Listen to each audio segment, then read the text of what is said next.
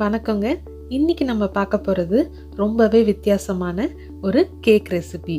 குழந்தைங்களும் சரி பெரியவங்களும் சரி, நீங்கள் கீட்டோ ஃபாலோ பண்ணுறீங்க அப்படின்னா இந்த கேக் உங்களுக்கு ஒரு வரப்பிரசாதம். ஆமாங்க, இந்த கேக் கீட்டோ அப்ரூவ்ட் கேக். இந்த கேக்கை நீங்கள் ஈஸியாக மைக்ரோவேவ்லேயே செஞ்சிடலாம். அத்தோட இது ரொம்பவே ஹெல்த்தியான ஒரு கேக்குங்க. குழந்தைங்களாகட்டும் பெரியவங்களாகட்டும் நீங்கள் கீட்டோ ஃபாலோ பண்ணலனாலும் இந்த கேக்கை செஞ்சு சாப்பிடலாம். உங்களுக்கு என்னோடய வீடியோஸ் பிடிச்சிருக்குன்னா ஒரு லைக்கை தட்டி விட்டுட்டு அப்படியே சேனலுக்கு சப்ஸ்கிரைப் பண்ணிடுங்க. இதே ரெசிபியை இங்கிலீஷில் பார்க்கணும் அப்படின்னா மேலே இருக்க லிங்கை கிளிக் பண்ணுங்கள். இந்த கேக் செய்யறதுக்கு நமக்கு பாதாம் மாவு தேவைப்படுது. அதை முதல்ல ரெடி பண்ணிக்கலாம். அதுக்கு ஒரு அரை கப் அளவுக்கு பாதாம் எடுத்து ஒரு மிக்ஸி ஜாரில் போட்டுக்கோங்க. மிக்ஸி ஜாரை ரொம்ப நேரம் ஓட விடாமல் கொஞ்சமாக பொடிச்சு எடுத்துக்கணுங்க.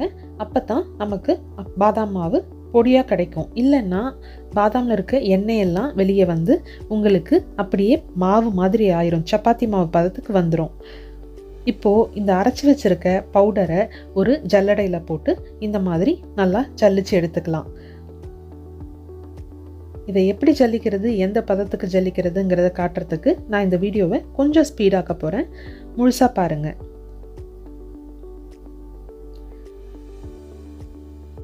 இந்த கேக்கை நீங்கள் கீட்டோ செய்யலை அப்படின்னாலும் குழந்தைங்க சட்டுன்னு சாயந்தரம் ஸ்கூல்லேருந்து வரும்போது ஒரு ஹெல்த்தியான கேக்காக இதை ஈஸியாக செஞ்சு கொடுத்துடலாம். மைக்ரோவேவில் செய்கிறதுனால ரொம்பவே சுலபமாகவும் செஞ்சிட முடியும். இப்போ பார்த்தீங்கன்னா நம்மளோட பெரிய பெரிய பீஸாக இருக்கக்கூடிய பாதாமெல்லாம் தனியாக நின்றுச்சு. அதை எடுத்து ஒரு ஓரமாக வச்சுருங்க, பின்னாடி தேவைப்படும். இது தாங்க ஆல்மண்ட் மீல்னு சொல்லக்கூடிய பாதாம் மாவு. இதிலிருந்து ஒரு 4 டேபிள் ஸ்பூன் அளவுக்கு மாவு எடுத்து ஒரு பாத்திரத்தில் போட்டுக்க போகிறேன். இது கூடவே ஒரு அரை டேபிள் ஸ்பூன் அளவுக்கு பேக்கிங் பவுடர், அடுத்ததாக 1 டீஸ்பூன் அளவுக்கு கொக்கோ பவுடருங்க. கொக்கோ பவுடர் உங்களுக்கு எது தேவையோ அதை சேர்த்துக்கலாம். இது எல்லாத்தையும் ஒரு ஃபோக்கை வச்சோ இல்லைன்னா ஸ்பூனை வச்சோ நல்லா இந்த மாதிரி எல்லாம் கலந்து வர மாதிரி கலந்து விட்டுக்கோங்க.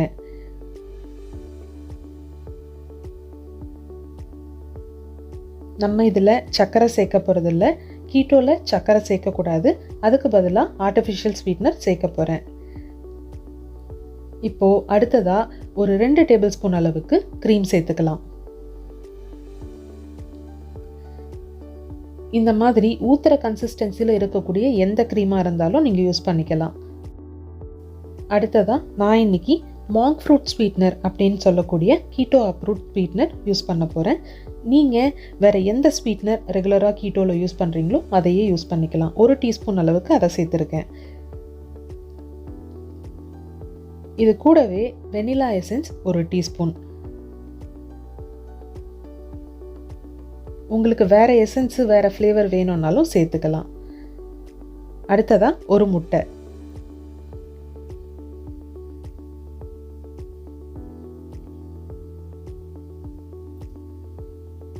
முட்டையை உடச்சி ஊற்றுனதுக்கப்புறமா ஒரு ஃபோர்க்கை வச்சோ இல்லைன்னா ஸ்பூனை வச்சோ நல்லா கலந்து விடுங்க. அடியில் எந்த விதமான காஞ்சமாகவும் இருக்கக்கூடாது. எல்லாத்தையும் நல்லா கலந்து எல்லாம் ஒன்றா வர மாதிரி ஒரு கேக் பேட்டர் பதத்துக்கு வந்துடணும்.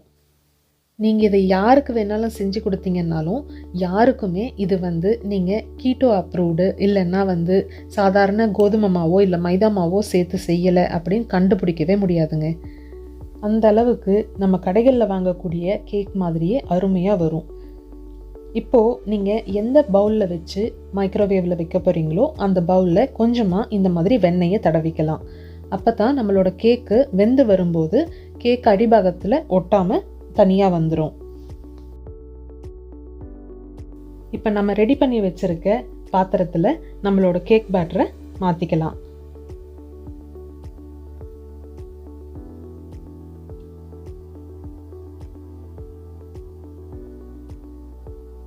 குழந்தைங்களுக்கு நம்ம நட்ஸ் கொடுக்கறதுக்கு ரொம்பவே கஷ்டப்படுவோம். ஆனால் இந்த விதத்தில் கொடுத்து பாருங்கள், இஷ்டமாக சாப்பிட்ருவாங்க. இன்னும் வேணும்னு கேட்டு வாங்கி சாப்பிடுவாங்க. இப்போது இதுக்கு மேலே நம்ம ஆரம்பத்தில் ஜல்லிச்சப்ப வந்த ஆல்மண்ட் பொடி இருக்கு இல்லைங்களா, இதை மேலாக்கில் இந்த மாதிரி தூவி விட போகிறேன்.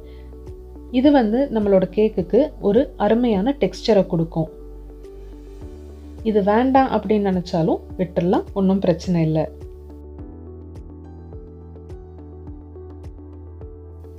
இப்போ இந்த பாத்திரத்தை என்னோட 800 வாட்ஸ் மைக்ரோவேவில் ஒரு 2 நிமிஷத்துக்கு வச்சு வேக வைக்க போகிறேன்.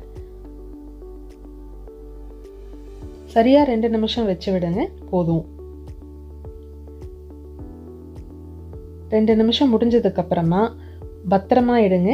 கண்டிப்பாக பாத்திரம் ரொம்ப சூடாக இருக்கும். வெளியே எடுத்ததுக்கப்புறமா ஒரு 5 நிமிஷம் தனியாக ஆற விடுங்க. அப்போ தான் நம்மளோட கேக்கு நல்லா ஒட்டாமல் வரும். இப்போது இந்த மாதிரி ஒரு தட்டில் நம்மளோட பவுலை கவுத்து போட்டிங்கன்னா நம்மளோட கேக் தானாக அழகாக பிரிஞ்சு தட்டுக்கு மாறிடும். நம்ம வெண்ணெய் தடவினது இதுக்காகத்தாங்க. பாருங்க எவ்வளோ அருமையாக அப்படியே பஞ்சு மாதிரி இருக்குங்க கேக்கு. அவ்வளோ ருசியாகவும் இருக்கும். நான் இன்னைக்கு இதை ஒரு கீட்டோ மின்ட் ஐஸ்கிரீம் கூட சர்வ் பண்ண போகிறேன். உங்களுக்கு கீட்டோ ஐஸ்கிரீம் கிடைச்சா அது கூட சர்வ் பண்ணுங்கள். இல்லை அப்படின்னா விப்ட் க்ரீம் இருந்தாலும் அது கூட சர்வ் பண்ணலாம். அவ்வளவு தாங்க, நம்மளோட கீட்டோ மைக்ரோவேவ் சாக்லேட் கேக் தயார். இதை சூடாவோ இல்லை சில்லுனோ சர்வ் பண்ணுங்கள்.